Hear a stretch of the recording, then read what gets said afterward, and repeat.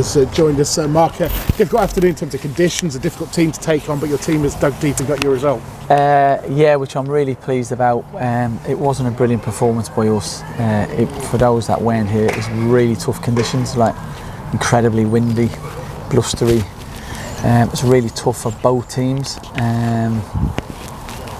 Pitch was quite soft, slow, through nobody's fault because they watered it multiple times again, the wind. So it was as tough as conditions as I've seen, and I thought the game reflected that.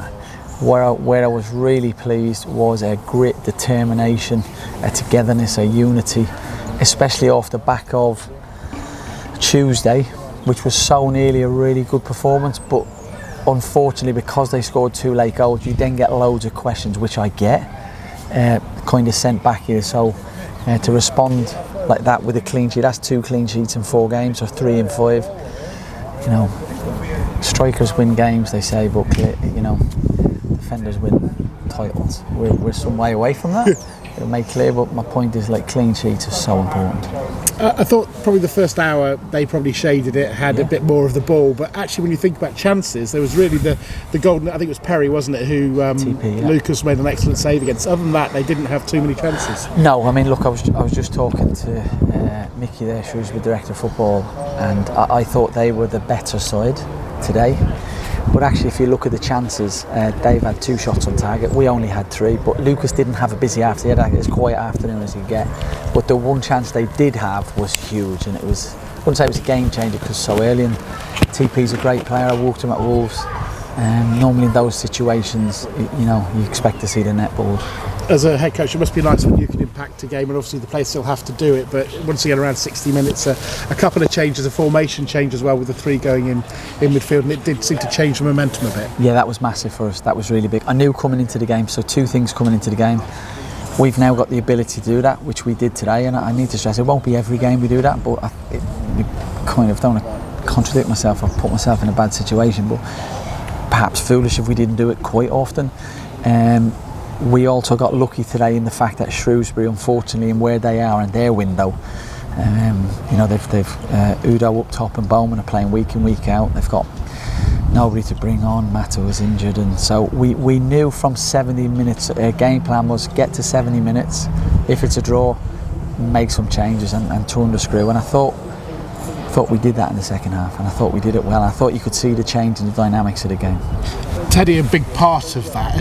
It's an interesting challenge, isn't it? Because 2 games running on Saturday, so he'd come on at 60 minutes and been an impact sub. I'm sure he'd want to start, but you know, we all know that he has issues sometimes with fitness. Is he finding a good role, or would you still want to start him in games as well? No, look, Teddy for me is one of the best players in the league. I think I've walked with him I've known Teddy since he was 16, and I get a bit of grief from the staff about Teddy in a loving way, about him being like a favourite son-in-law. He's an outstanding talent. He's just got a little bit of a fragile body. I spoke to him before the Northampton game. Like, Teddy's a top player, and I hope that he plays lots of games. If he's fit, I would expect him to play lots of games. But where he is he's had a really fractured pre-season. He's, for how long I don't know, he's comfortable coming on for half an hour to get him, kind of give him a run of games, bring the time up, but undoubtedly there'll be a time where Teddy will want to play, and we'll want Teddy to play. So I think where we are today, in the 2 cameo roles that he's had, and he's been outstanding in the game, I think that suits Teddy for today, but we want to get him up to that 70-minute mark as quickly as we can. When you look through your additions in the summer, you know, Ali Smith can get goals, Rico can get goals, obviously Tyler Walker can get goals, and also Ethan Hamilton can get goals, and he got you a very important one today.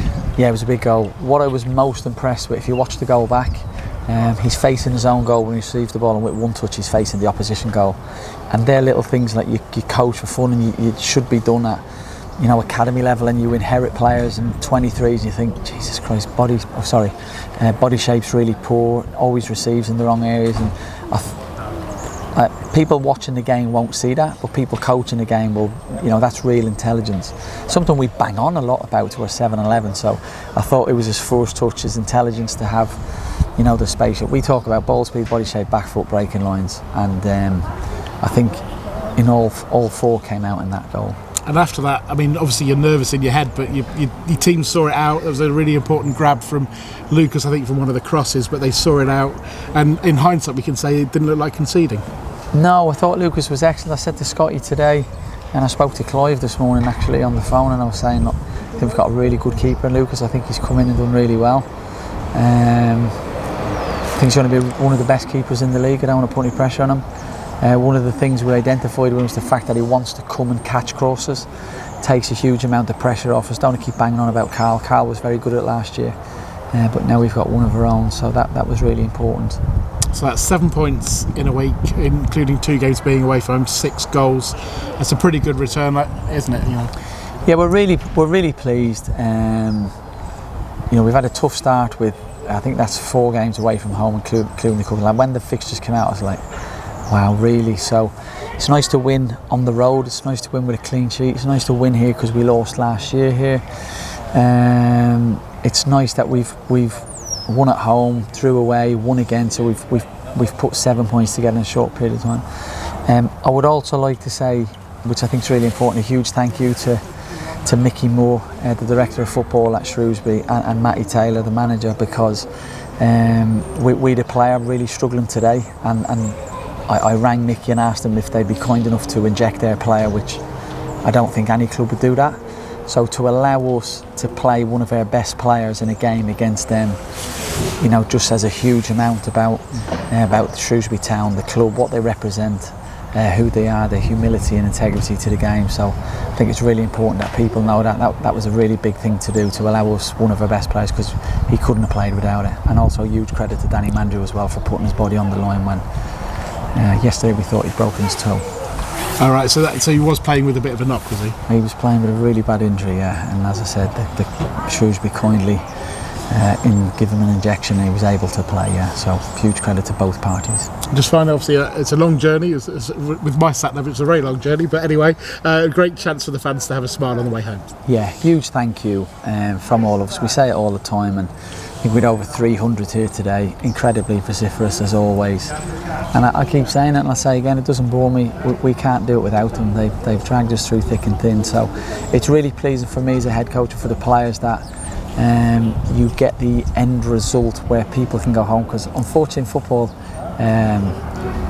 it's an emotional game and people get attached to the results, and like we went great today but we won the game. We'll have another game where we'll play really well and probably lose, and everybody goes home disappointed. So a thank you to the fans, and pleasing for us that they can go home with a smile on their faces. Thank you very much. Thank you very much. Mark Kennedy joining us here. Cheers. And I sort of saw it and I was like, football and learning.